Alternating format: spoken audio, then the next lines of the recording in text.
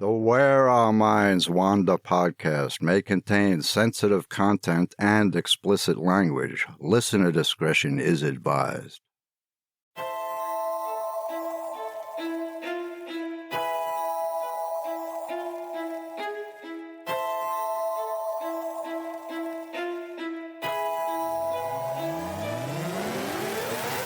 Greetings, fellow wanderers, to the places our minds wander. Where strange lights speed beyond reason across a clear night sky. The house at the end of the road where disembodied voices whisper and strange noises make the living shiver. Lurking shadows hiding on the edge of the woods just outside your back door. Odd, true events throughout time that lead you down the rabbit hole. I'm Wes. And I'm Beth. And this is Where Our Minds Wander.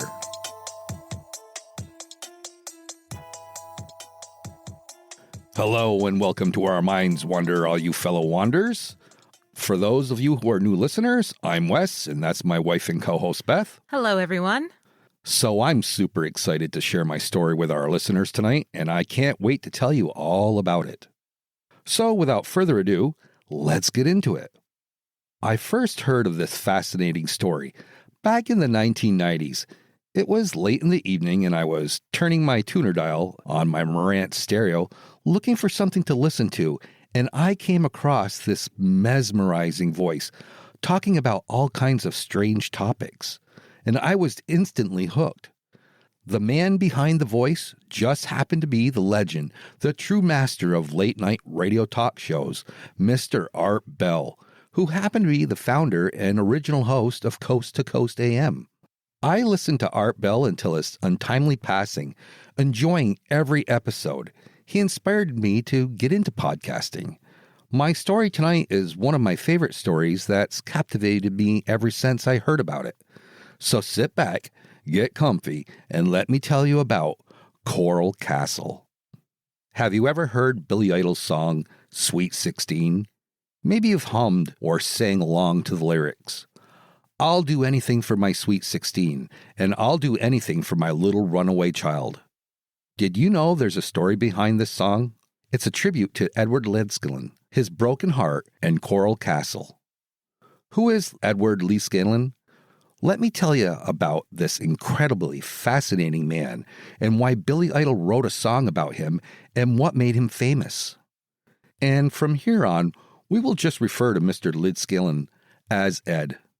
In Homestead, Florida, from 1923 to 1951, Ed single-handedly and secretly carved and sculpted over 1,100 tons of sedimentary rock into an incredible castle, which included a 2-story tower that he used as his living quarters.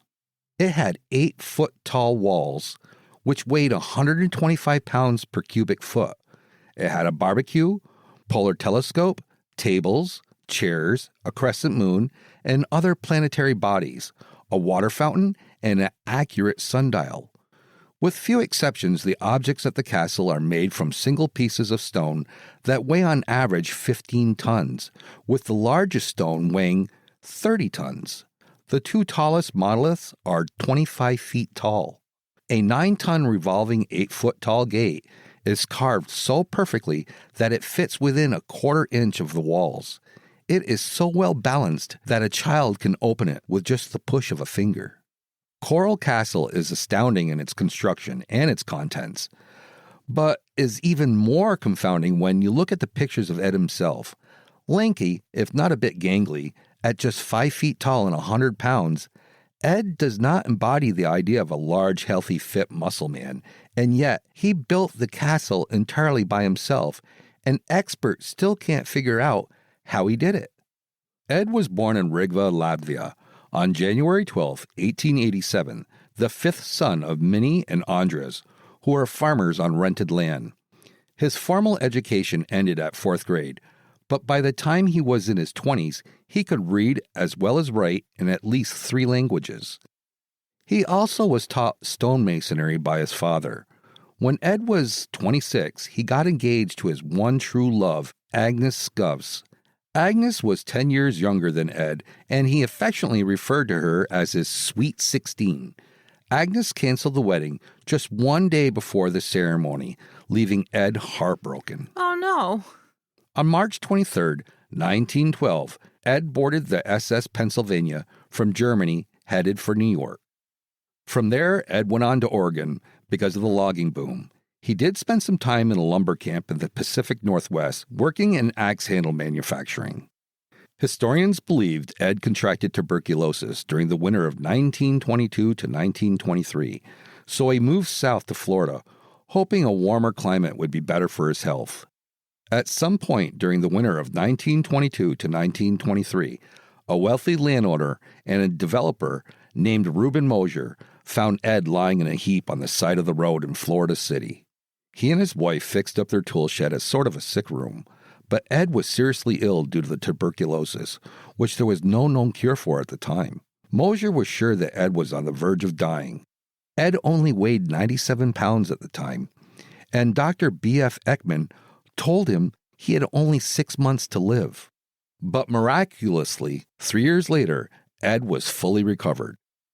Some people speculate that Ed cured himself using his unique knowledge of electromagnetism and the sun's UV rays, which is important since people think Ed used electromagnetism to construct Coral Castle. In February of 1923, the Homestead Enterprise newspaper published that Ed Lee Scanlon, a California, has purchased an acre of the R.L. Mosier homestead for $12 and was planning to erect a home soon on the patch of land that had a 400-foot thick bed of coral limestone below it, topped by a thin layer of topsoil. Joe Bullard, the author of the fictional tale Waiting for Agnes, adds to the tale of Ed's eccentric personality. While researching his book, Bullard spoke with a man who said his father had met Ed. According to an article I read, Bullard said, "My father was working in Jacksonville in a bank. He looked outside one day and saw this little guy walking along the road with a witching rod. He said the little guy seemed out of it and might need some help. He asked the little guy what he was doing, and the guy just said, 'When I find it, I'll know it.'" I know, right? I'm busy. Leave me alone. A witching rod is another name for a dowsing rod, which was used to find water. But since dowsing rods are considered divination, it was apparent early on that Ed was into supernatural or mystical things. The first thing Ed constructed on his new land was a 2-story castle he called Ed's Place. But Ed kept going, turning his yard into a project that he called Rock Gate Park. It was called that because of the 9-ton slab of stone that Ed used as a gate, which was engineered so that even a child could easily push it open. But here's the thing. Ed only built at night by lantern light, and he built it entirely by himself, using only hand tools like picks, winches, ropes, and pulleys to construct over 2 million pounds of rock and razor-sharp coral. That's amazing. Ed was a very private person, and when he heard about a planned subdivision being built near him in 1936, he decided to move to Homestead, 10 miles away. But he also moved his entire Rock Gate Park with him.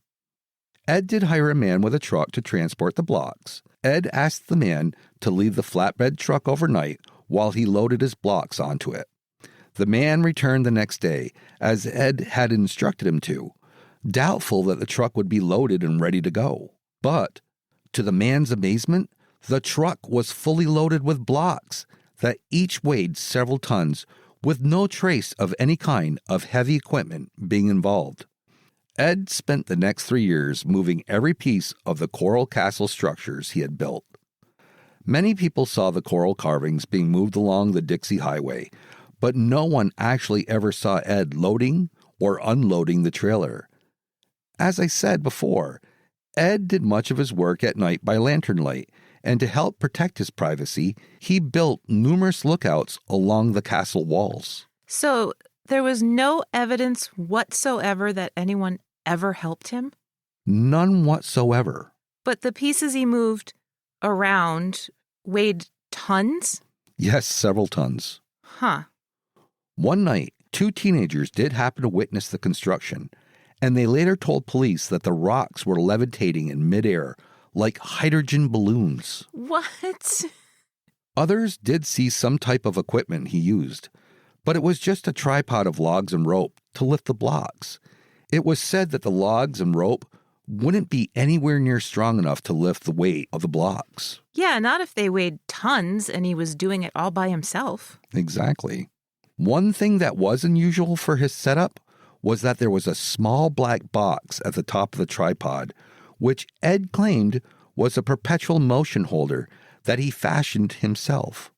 Ed was the one who called it a perpetual motion holder, but according to scientists, perpetual motion machines do not and cannot exist. There is some speculation, however, that the government removed the black box after Ed's death, since no one has been able to find it, nor the diagram he made detailing how it worked. This man, with only a 4th grade education, also built a version of a Tesla coil, the remains of which are on display today. Because there are no surviving records, his methods continue to baffle engineers and scientists, with many people comparing his secrets of construction to Stonehenge and the Great Pyramids. He often claimed he used Einstein's visualization techniques to come up with his inventions, including his theory of the structure of the atom, which many scientists believe is more accurate than Niels Bohr's. He was brilliant. That he was, and secretive. When questioned about how he would move the blocks of coral, Ed would only reply that he understood the laws of weight and leverage very well. Adding to the mystery, Ed incorporated many Masonic symbols throughout the coral castle. The symbols, coupled with the teenage boy's accounts, made many believe that occultist Masonic practices were the only explanation for the coral castle's creation, and nosy neighbors said that they heard him repeating incantations over the stones. In 1940, after the carvings were in place, Ed finished erecting the walls. The coral walls weigh 125 pounds per cubic foot. Each section of the wall is 8 feet tall, 4 feet wide, 3 feet thick, and weighs more than 5.8 tons. There's no way he was lifting that with a tripod of logs and rope by himself. Well, I don't know. And nobody else does either, from what I know. Yeah, that's crazy. Using no joint compound or mortar, the massive stones, when combined together, are held in place by their own weight, which is similar to the pyramids. Exactly. There was something else going on. He had some understanding of something. And although Ed was a very private person, he opened the park as a tourist attraction and would often greet visitors to personally show them his handiwork. Ed would charge either 10 or 25 cents for visitors to tour the park, but if someone showed up with no money, he proudly showed them around for free. So you ask, what would they see? Yes, tell us. Well, first, let me tell you about the gate. It has a carving of the Earth's path around the sun. The gate was never open when Ed was working. Also on the gate was the instruction to ring the bell. But on the wall next to the gate, it said, ring twice. Apparently, if you rang the bell just once, Ed would ignore your request to be let in. If you rang twice, following the instructions, he'd let you in. If you rang more than twice, he'd ignore that too. I can imagine a man that smart wouldn't suffer any fools. I can imagine not. Once you got inside, Ed covered his liability by a notice carved into a rock, which reads, "Notice, be careful. Anything you do on these premises is at your own risk." As you wander around the park, there are multiple wonders to behold, like the 3-ton triangular rock gate and the Florida table, carved with incredible accuracy and precision. According to Ed, the chairs around it were for the Florida governor and the council. There are 5-ton rocking chairs, as well as a fountain that represents the phases of the moon and a sundial. His Polaris telescope is so precise that you can see the North Star shining through a hole in the monolith outside the castle walls. He carved a working barbecue grill and a water well. One single piece of the north wall weighs a staggering 27 tons. There are 3 beds in the main bedroom, one for him, one for Agnes, and one for the child they never had.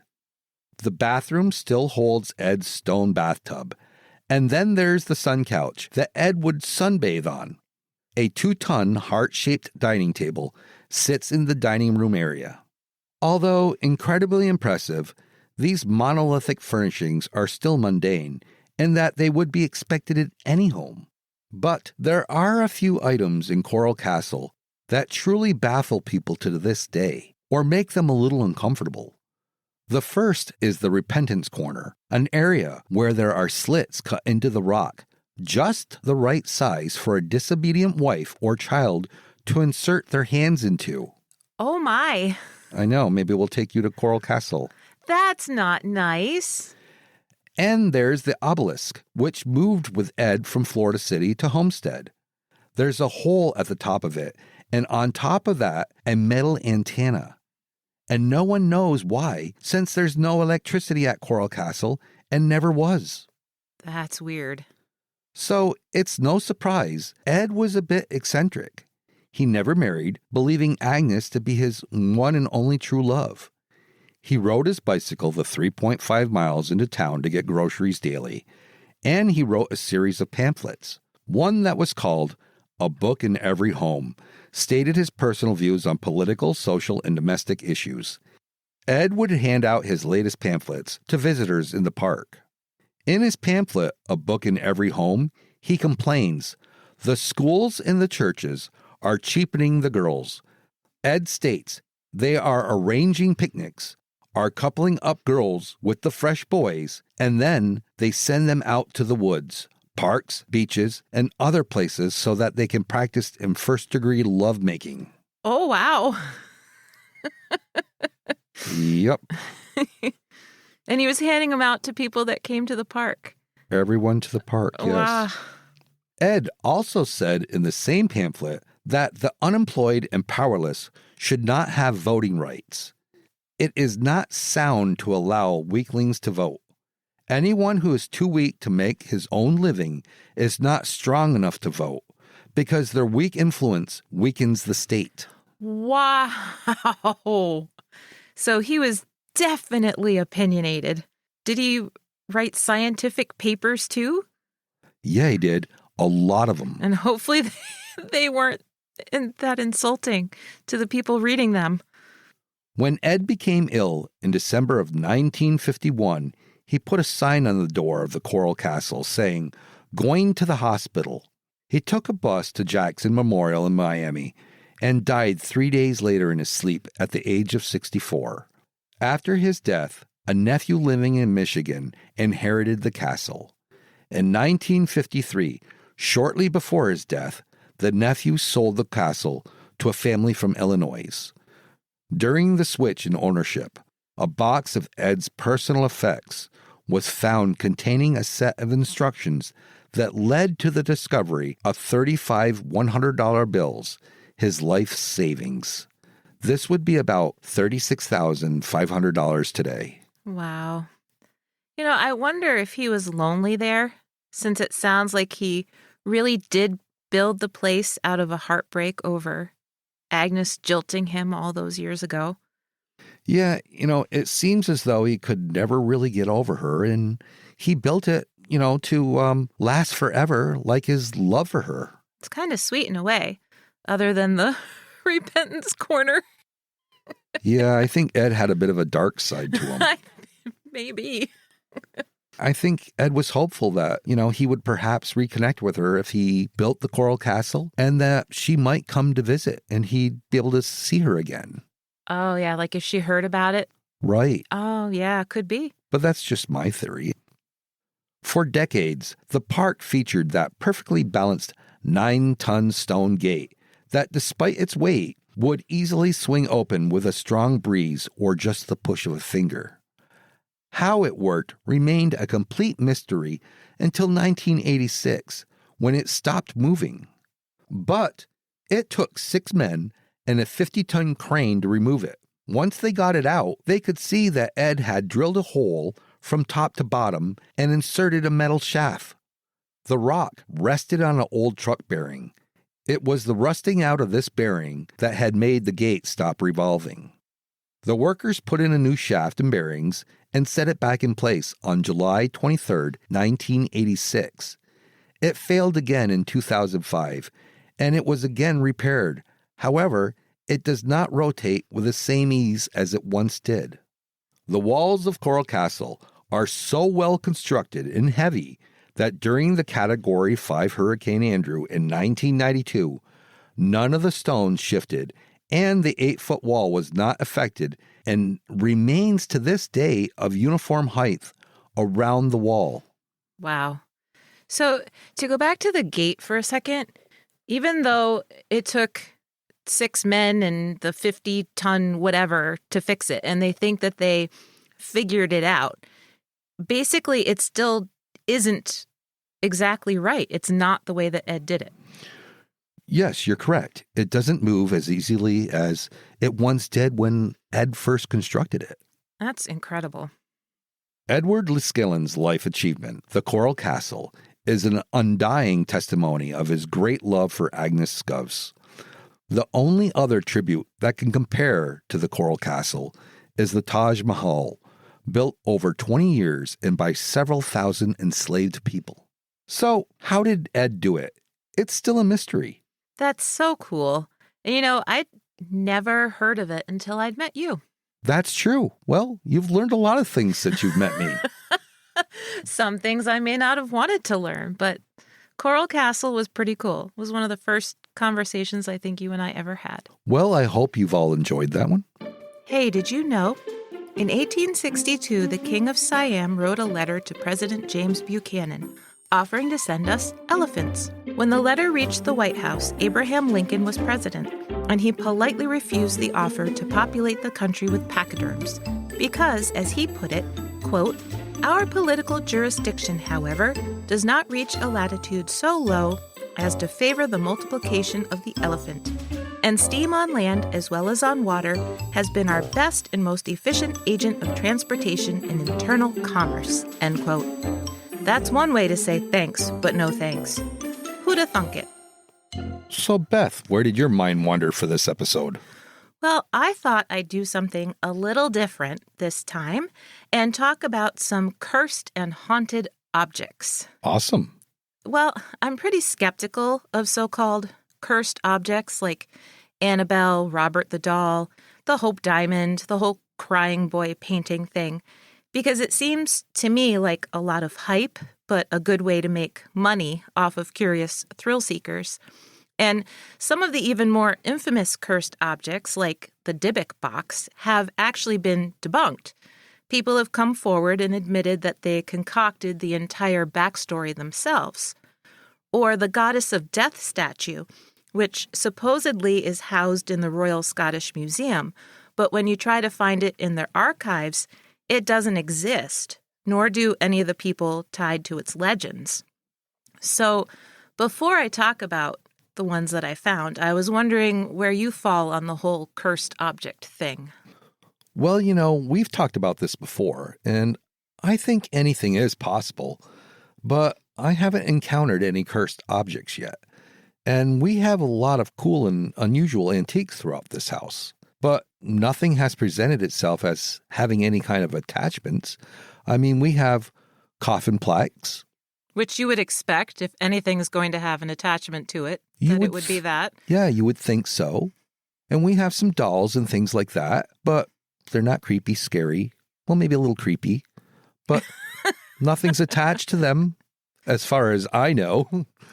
Right. And I think a lot of it has to do with intention.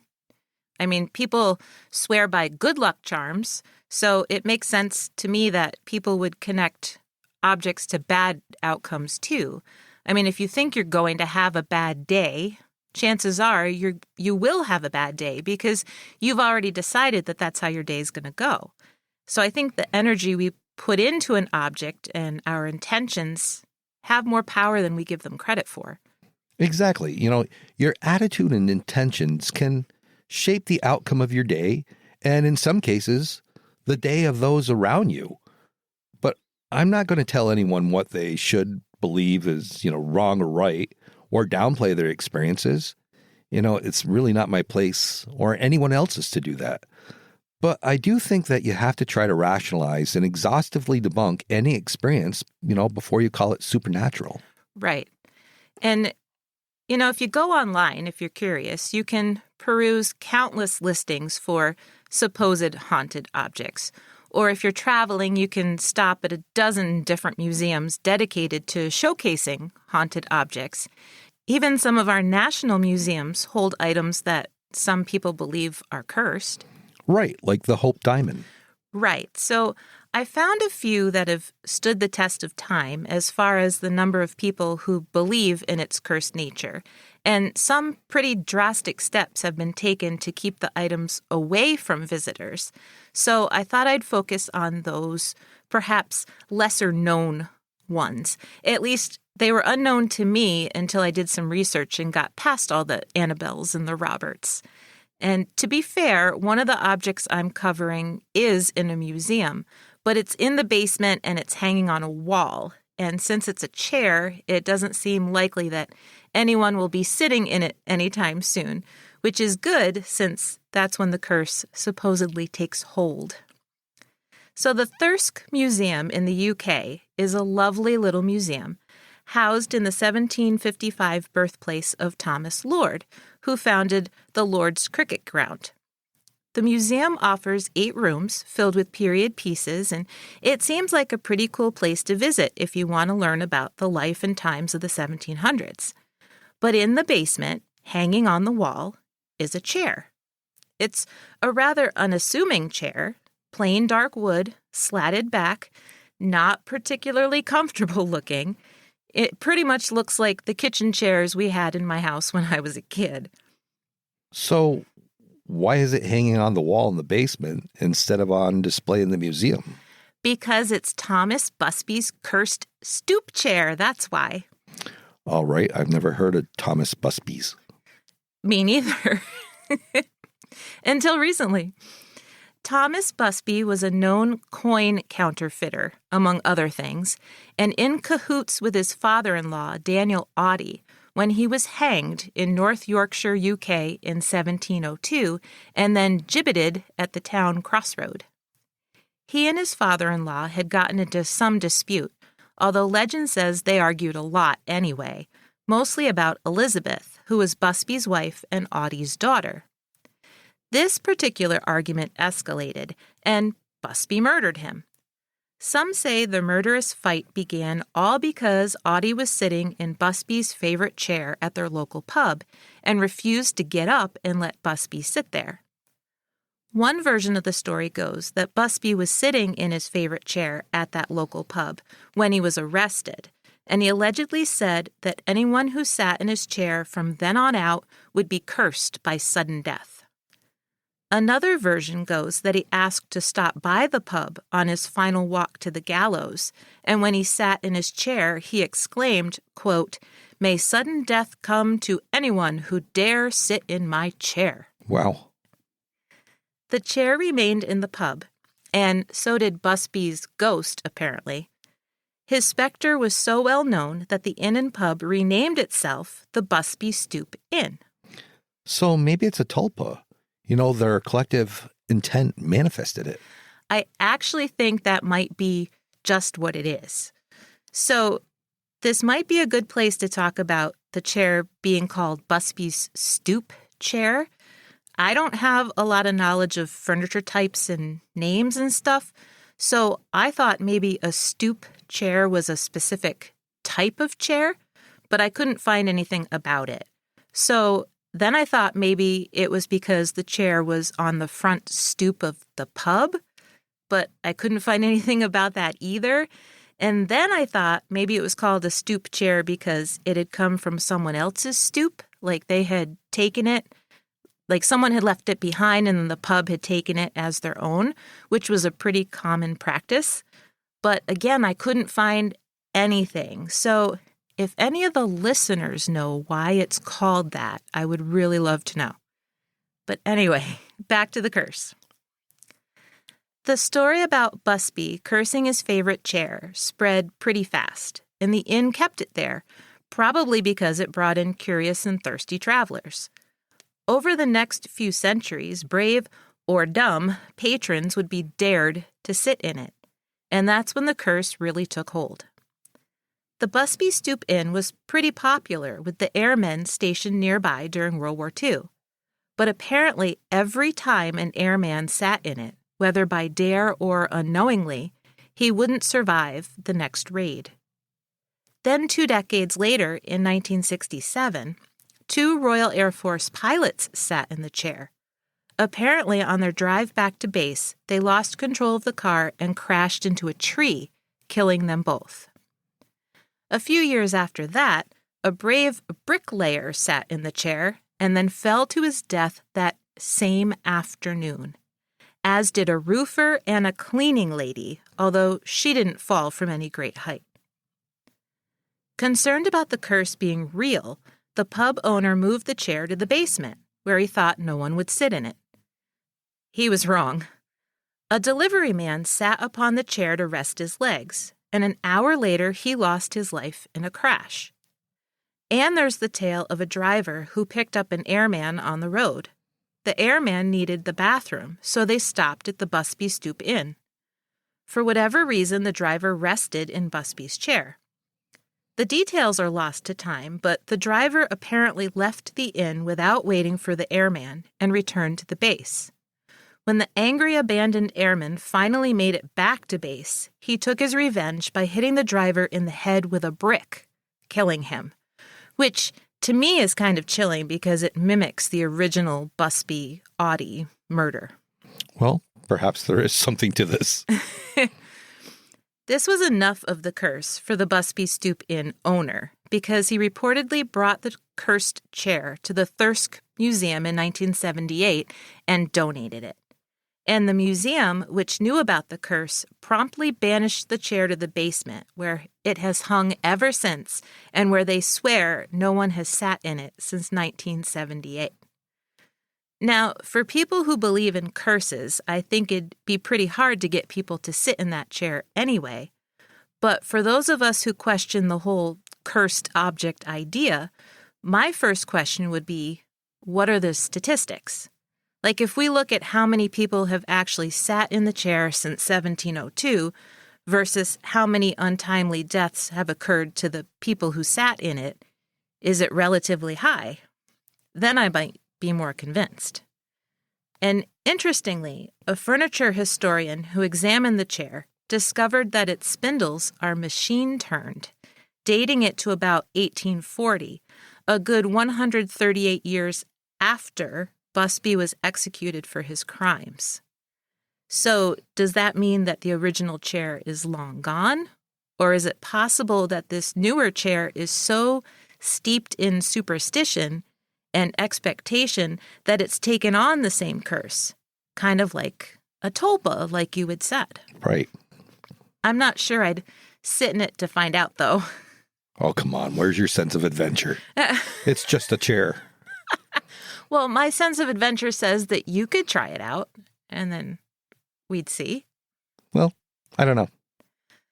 My second cursed object is one I had never heard of before, but it definitely takes the cake for the most unusual haunted object.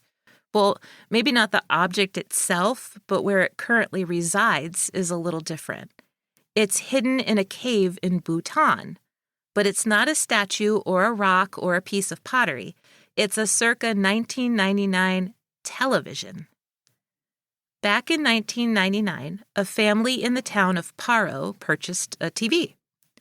Within months of enjoying their new set, half of the family died.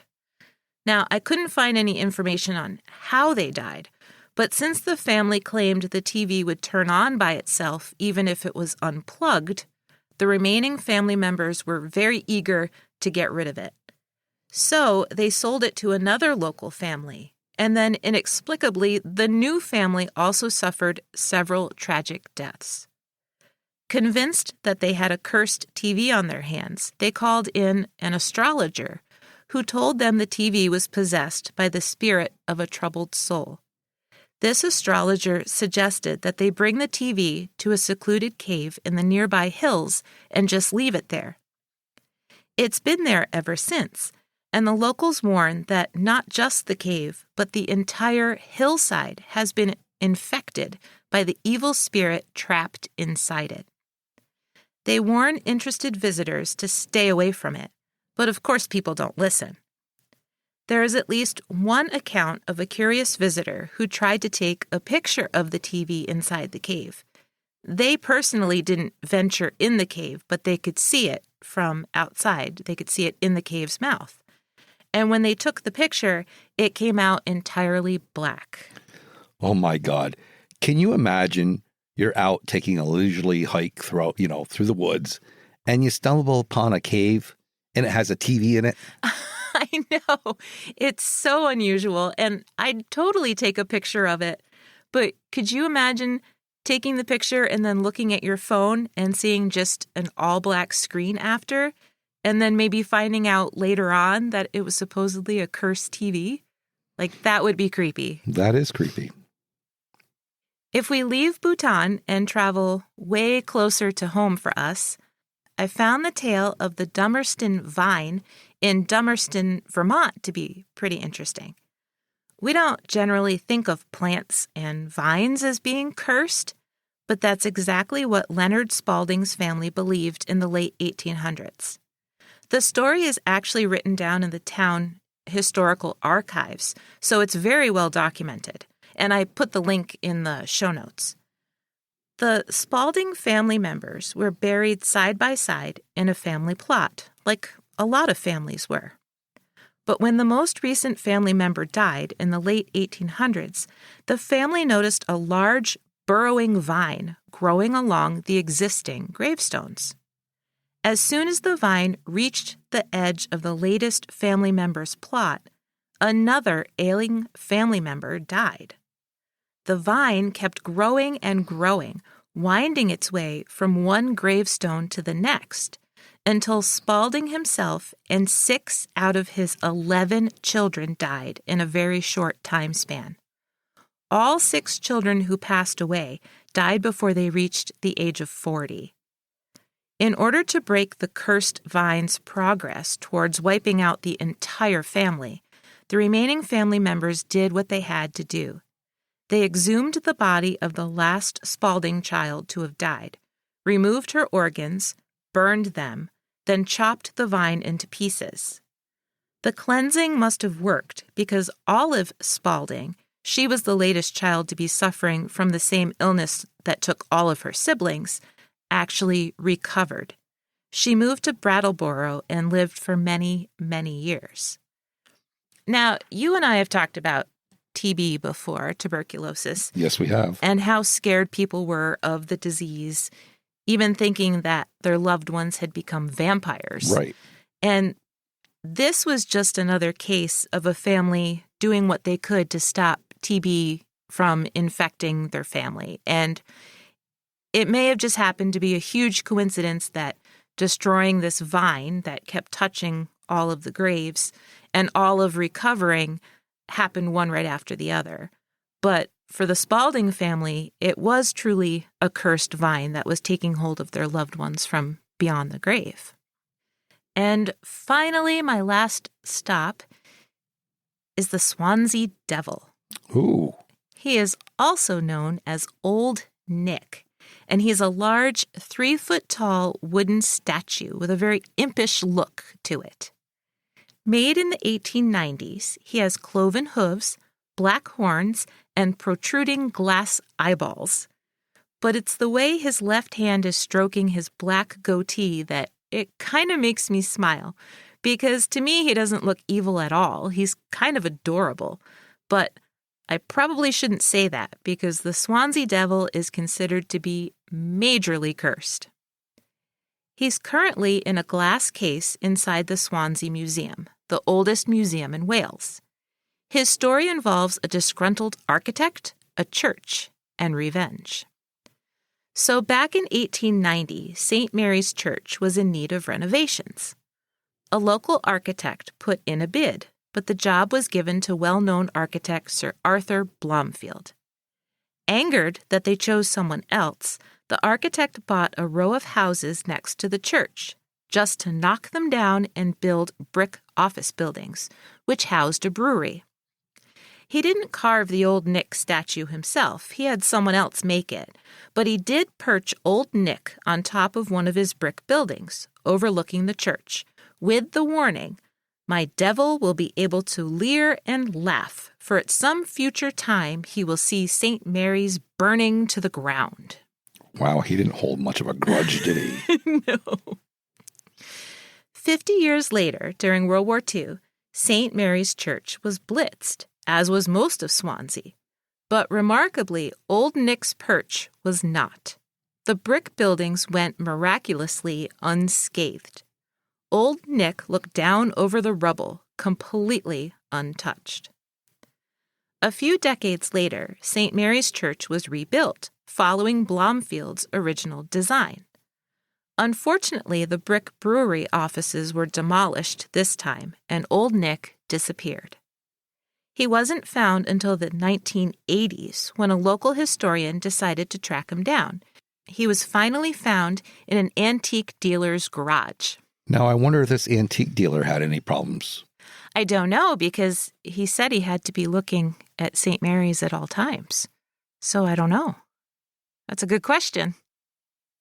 Once he was found, he was brought back to his original home, although at this point, a shopping mall now stood where the brick offices had been. The church, by the way, fought really hard to keep him grounded, but the shopping mall fought back, putting Old Nick in various perches throughout the mall, moving him every so often. And at one point, he was even perched over the mall entrance facing St. Mary's. Well, that's awesome. In 2019, he was moved to the Swansea Museum. So I had said at the beginning that only one of them was in a museum, but I was wrong, because he's in a museum too. So I stand corrected on my own story. In 2019, he was moved to the Swansea Museum, mostly so he could be preserved and taken care of, and he was placed behind glass. But the museum curators were quick to point out that his glass enclosure and the way he is placed gives him the perfect view of St. Mary's Church. That's pretty cool. So that's the end of my tour of cursed objects. And hopefully I covered some that you've never heard of before. I doubt I've swayed your opinion one way or another, but I do find it fascinating that we give everyday, ordinary, mundane objects such power, whether it's good or bad. And I guess their real power lies in whether or not you believe in them. I believe that to be a true statement. Well, good. We agree about something. That we do. Well, I guess that about wraps it up for this episode, all you fellow wanderers. Yes, we'll see you all next week for an all-new episode of Where Our Minds Wander. See you soon.